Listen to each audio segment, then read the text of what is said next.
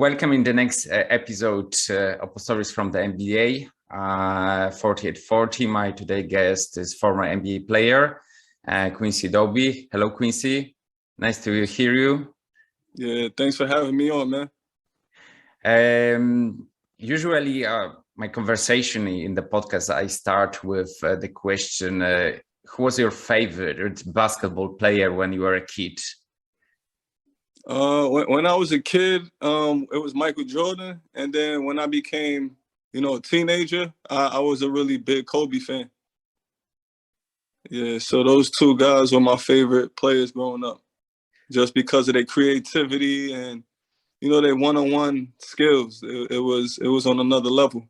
Mm-hmm. So when we are looking at the skills and the type of basketball player, they were similar. Of course, Kobe used to watch MJ and try to use all those moves on the court. I guess that you and your colleagues did the same on the court. Right. Yeah, they're very entertaining to watch. Mm-hmm.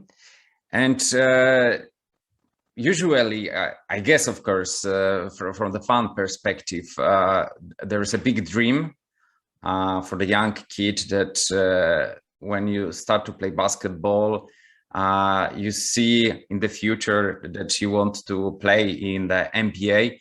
And how did look your journey from those first steps on the basketball court to this first game in the NBA? My dream was never to make it to the NBA. I grew up in Coney Island. It's a basketball court on every block. So when you go outside, if you was a cool kid and you was in the in crowd, you was gonna be on the basketball court. So growing up, I just was playing. It was fun. Like basketball was always fun and very therapeutic for me.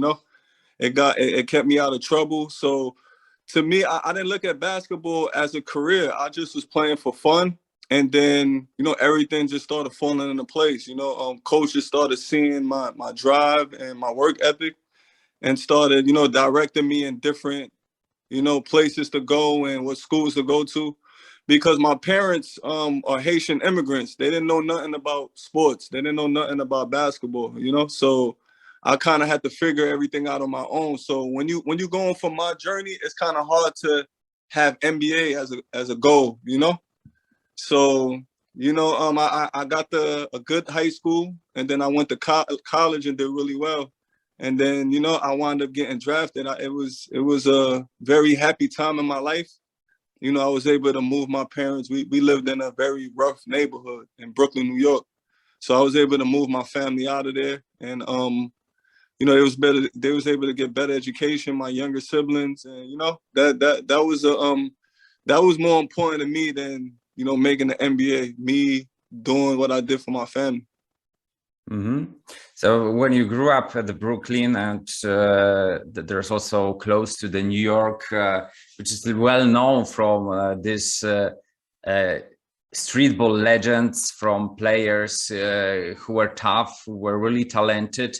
But I guess that many times during that time before NBA, you met some players and players with gifted players, talented, but they didn't reach the goal, which is the NBA. Is it only the work ethics, or maybe some lucky which happen in their life? Now, once you go to the professional stage, it's more to it than just basketball. They got to know that you're gonna be a professional, and you're gonna be able to handle that type of spotlight and that type of money they're gonna be giving. A lot of people aren't prepared and aren't built for that, And NBA does a good job of scouting and sending people to spy on guys to see how they are, so they don't put these kids in bad situations, So a lot of these guys are talented, but like I said, there's more to it than talent when you get to the NBA level, because it's a business first. Mm-hmm. And also, I think that when you look at statistics, which haven't showed the whole perspective for the players, many times the players who didn't score too much points or their statistics are not so good in the previous period of their career, academic career, or in the high school, usually were the main players of the team, the stars. And when I look at your statistics and your career in the NBA, you spent the 3 or 4 seasons, and how it was for you to change your role from being the star, being the main person in the team, to being a role player. Right. It would have been a good situation, but like I said, that wasn't my goal. I wasn't really prepared. I didn't understand the business aspect of the NBA. You know, I went into it like I went into college, like, because when I first got to college, I didn't really play in the beginning, but I showed in practice. You know, I was competing and I earned minutes. But in the NBA, it's totally different because it's not enough time for practices.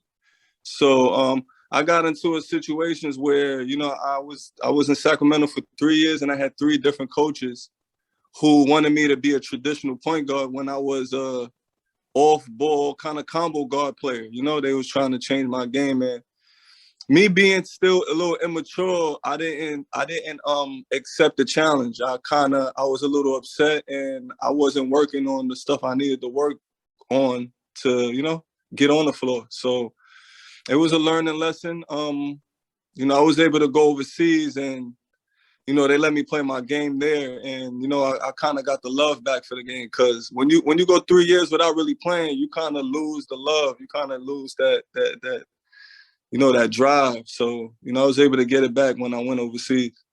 Mm-hmm. Of course, I've got some questions about this overseas part of your career, but I'm really curious, what did surprise you the most when you became NBA player and start your rookie season? What surprised me the most was we didn't have practice time like I thought, like college, you know? But it makes sense. We have so much games. I don't know. I should have did a better job, but me just dealing with my agent by myself, you know, my parents didn't have nothing to do with none of my career. They didn't even meet my agent. So me as a young guy trying to handle that by myself, it was hard for me to demand stuff to the agent because my personality wasn't that.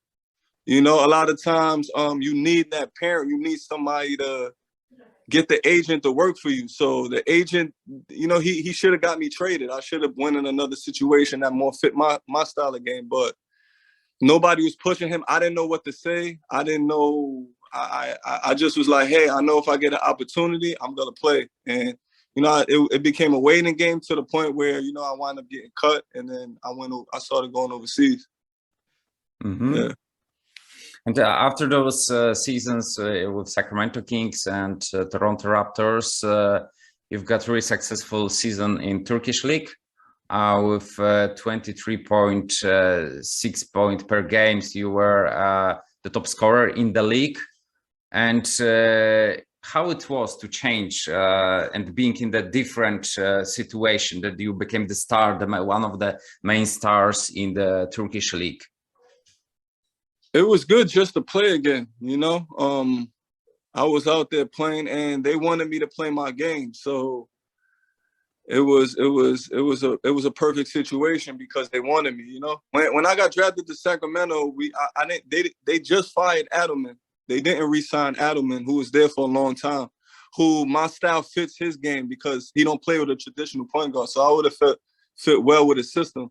But, you know, when I came, it wasn't no coach, and then before Summer League, they hired a guy named Eric Musselman, who's, you know, this was going to be his first year as a head coach, and, you know, he got a lot to prove. So you're not really going to go with a rookie that needs development, you know, to learn a position. So it was just fun to go into a situation, and they let me play my game, and they embraced my game. It was like, yeah, we research you, and we need your scoring, you know.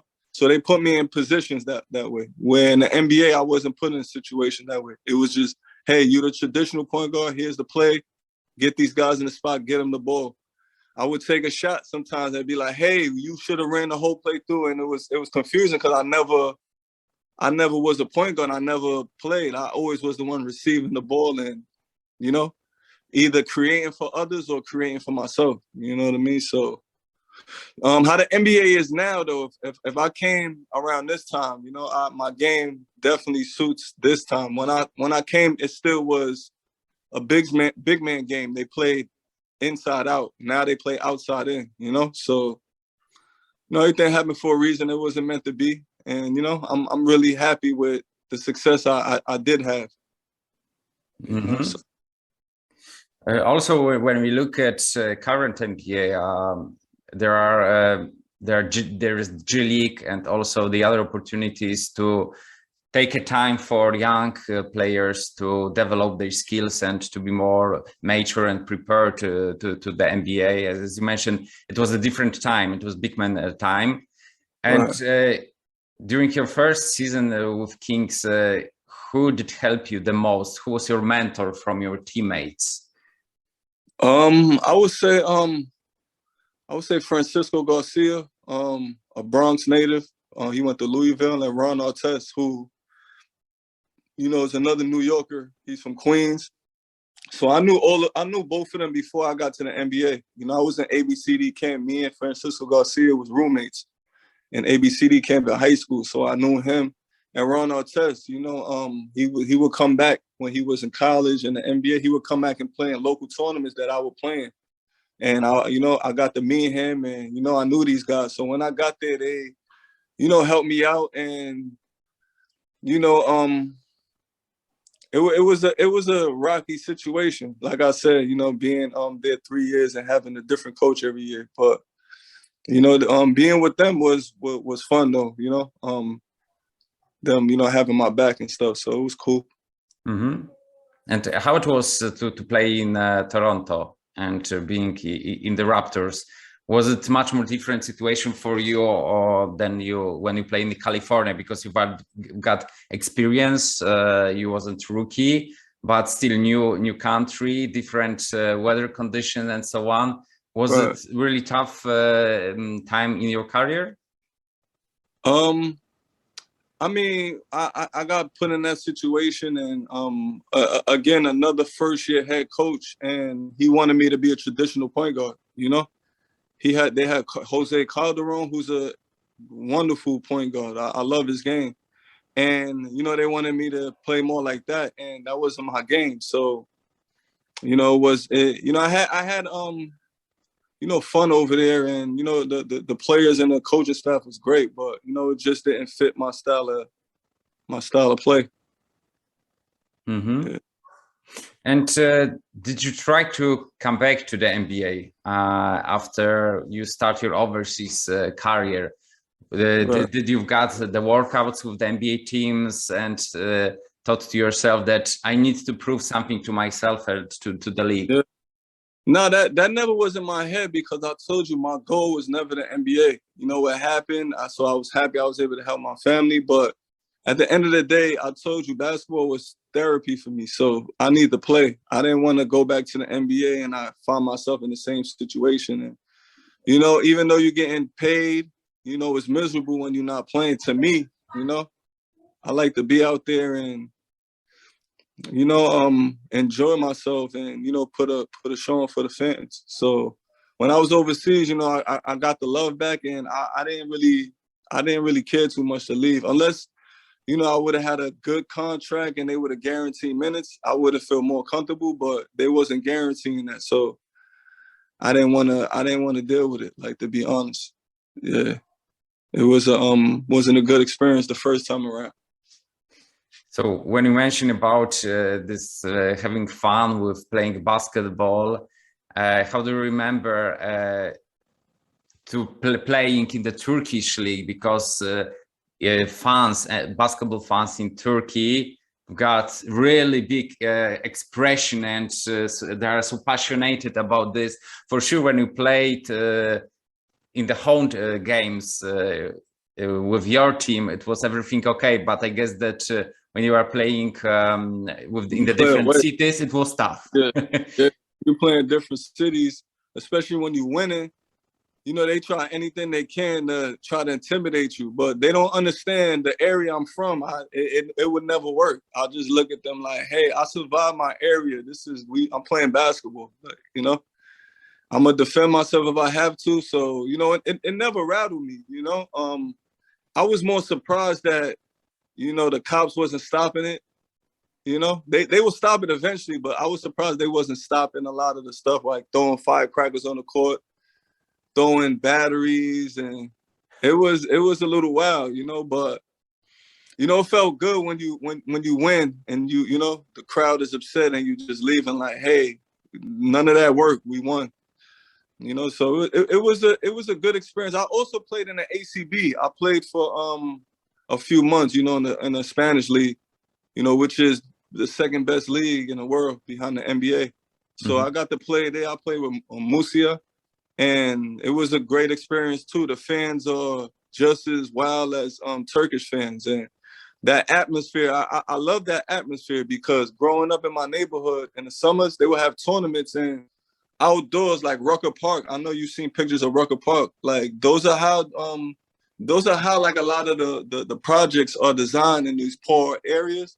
So the basketball court is like a cage and everybody feels it on top of that's how I grew up. And you hear guys threatening you, you hear like, wild stuff going on, and you just play through it.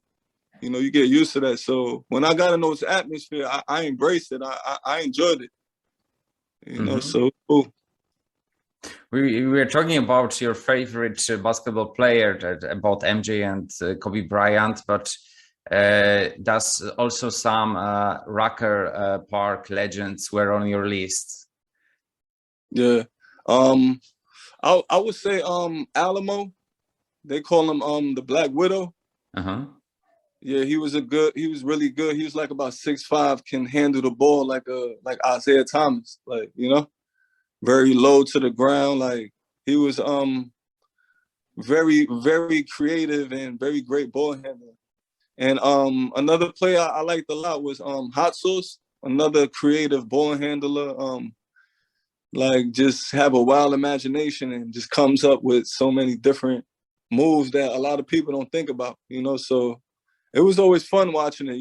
When it used to come on ESPN and they used to be on a bus traveling, I used to look forward to watching it and, seeing them compete against, people from different states and, other people make it onto the bus to the next state. It was a really good show and, really entertaining. And do you also got the chance to play in one of those games on the Rucker Park? Was it easy and for everyone to play there, or was it only for selected players? Yeah, I got to play a few times at Rucker Park. It wasn't intimidating to me. Like I told you, like how the park is packed, that's how it is in all of these areas. Like, so you get used to it. I had good games. I played against some of the best street ball players too, and I held my own. So it was fun playing in Rucker Park. It got a point too where they started televising games on NBA TV. A few summers ago. So it was big time stuff. When we look at your career, as a basketball player, there are some seasons in NBA, as you mentioned, but mostly they are from Asian region, from Lebanon League, China League, Turkish League. Why this direction? Oh, I chose that direction because China is a 4-month season, and they was offering me triple what every other country was offering. So, it made sense financially, and once I made it to the NBA, I was making a lot. When I went to Turkish League, it went back to like 6 figures. And I'm the breadwinner. I'm taking care of my whole family. I bought them my house. My parents are retired, so I made a business decision when it came to that. It wasn't as strong as the ACB or the Turkish League, but financially, and for 4 months, after 4 months, I would go to Turkey or Spain and play after, for the rest of the year until June, so it was a good financial move for me. But the league is getting better and better. You know, the players are getting better. You know, they brought a lot of quality, you know, foreigners. So, you know, the players are learning a lot. And that league is getting better and better every year. Mm-hmm. And you also got set some records in the CBA league because there were this 23 points final game, and also got 44 points in All-Star game, Chinese league. Can you say that it was the best time in your career as a professional basketball player? Yeah, it was the best time because I learned. I remember after I left Turkish league, I started really working on my point guard skills. So the following year, I wanted to go into China, but that whole summer I was just working on all point guard, like pick and rolls, and you know, trying to expand my game. So when I got there, I was very polished and I was away from everybody. Everybody left me alone. I had so much hang around like that, just wanted to be around for money. So when I went to China, they didn't know that a lot of people didn't know I actually signed more in China than I did in the NBA. So that was good for me because it wasn't in the media at the time. So everybody left me alone. They thought that, you know, that it was over for me. So I was able to focus. I didn't have no distraction. Nobody was calling me with their problems. You know, I got a good heart. So I like to help people out. And sometimes that's not good, always helping people out, you know? Sometimes you got to say no and you got to focus on what you need to focus on to continue your career, you know? So. And also, you play against Stephon Marbury in the Chinese league, and he came there and was one of the first brightest stars. Still, he was in his prime, but left NBA and playing here in Asia. How do you remember those games against him? Actually, that's one of the reasons why too I didn't mind going to China. Because Stephon Marbury was there, you know, he was there already 2 years before I went there. So, and, you know, Stephon Marbury, a lot of people don't know that he grew up about 5 to 6 blocks away from me. Mm-hmm. He's about 7 years older than me. He's older than me, but when he used to come back from the NBA, he would have tournaments. I would play in his tournaments, you know. So I know Stephon Marbury very well. That's like a big brother to me. So playing against him over there was fun. It you know, growing up watching this guy and his success, and now, you know, I'm a professional playing against him is you know, is a challenge that I always was looking forward to. So, you know, every time I played against him, I made sure that I prepared. I watched film and I went into the game like, you know, wanting to show him like, hey, like, you know, I'm just as good. I want to show you that I can compete. You know, so it was fun playing against Steph, man. Steph is a really good guy, man. He's like, everybody knows he's like a god in China. You know, he got his own statue. He's very respected. He's like a citizen. Mm-hmm. And also, you were close to the Montenegro national team and almost play during Eurobasket, but decided to choose Omar Cook.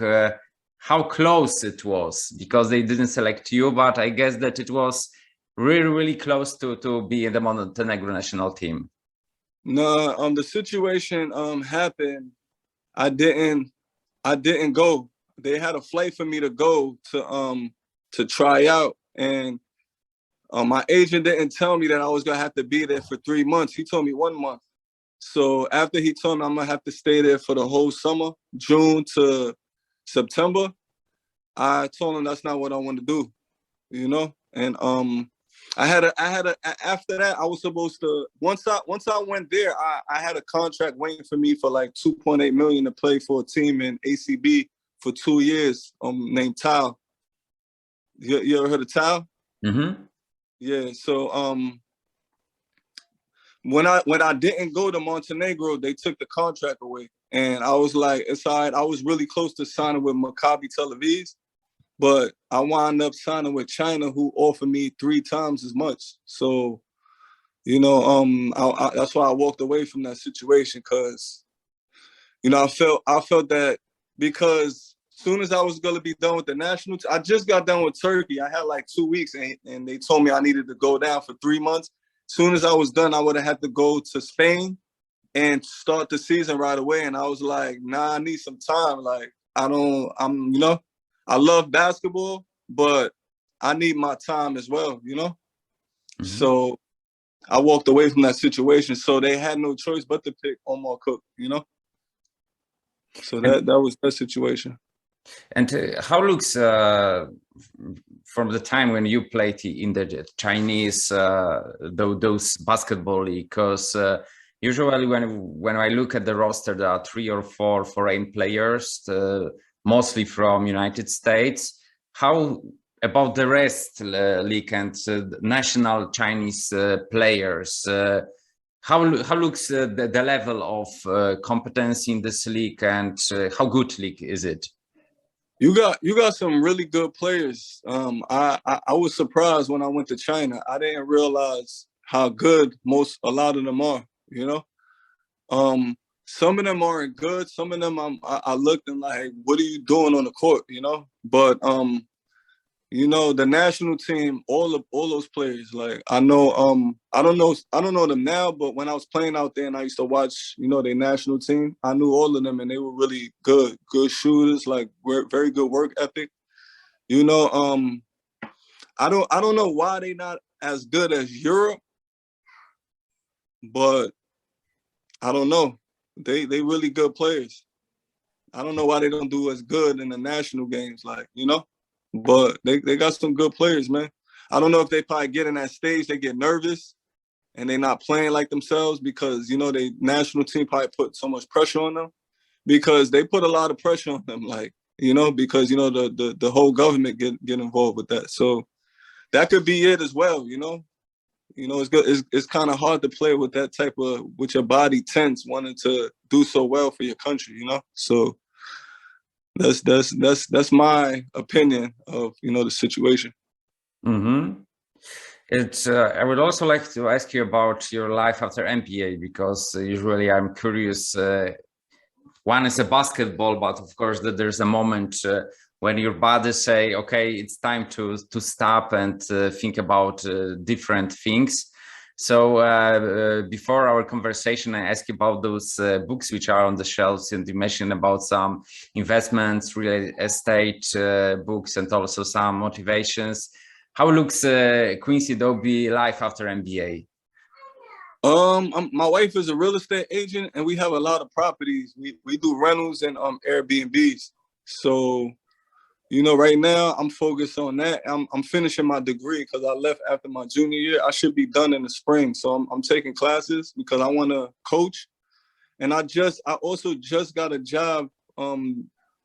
It's a prep school that's starting in 2022 in Miami. I just got the job as the head coach. So I'm gonna be doing coaching. I'm doing the real estate, Airbnb, little business that we got, and spending time with my family.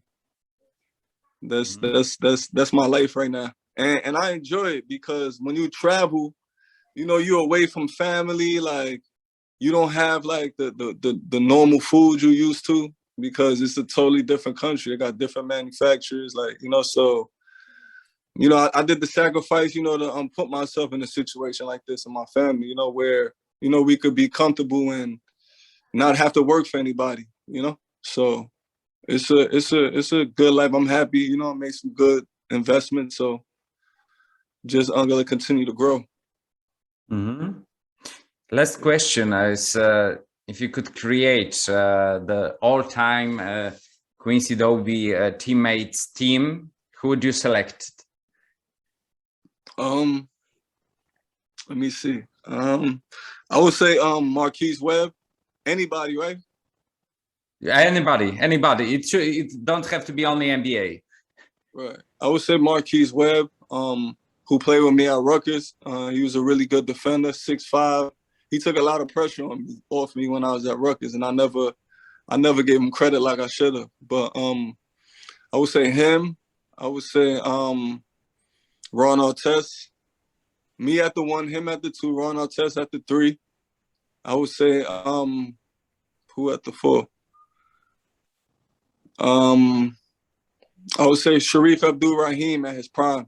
You know, that was one of my teammates in Sacramento. That was another guy that was like a mentor to me and would be talking to me, you know, about life after basketball. So, you know, I would definitely, he was a great player in his prime. So I would say him, and maybe at center, I'll say Brad Miller, you know, in Sacramento, another good guy, you know.